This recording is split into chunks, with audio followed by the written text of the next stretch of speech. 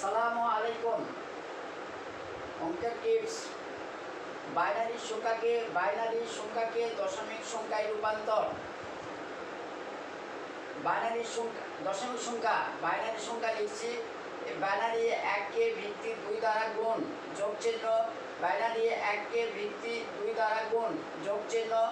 Binary 0কে ভিত্তি 2 দ্বারা গুণ, যোগ চিহ্ন। বাইনারি 1কে ভিত্তি 2 দ্বারা গুণ।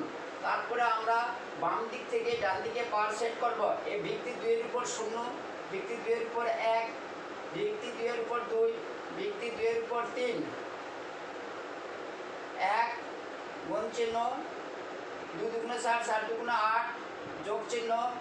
1 গুণ চিহ্ন, 2 দুগুণে 4, যোগ চিহ্ন।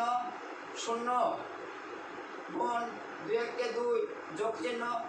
1 গুণিতক পার 0 থাকলে মান হয় 1।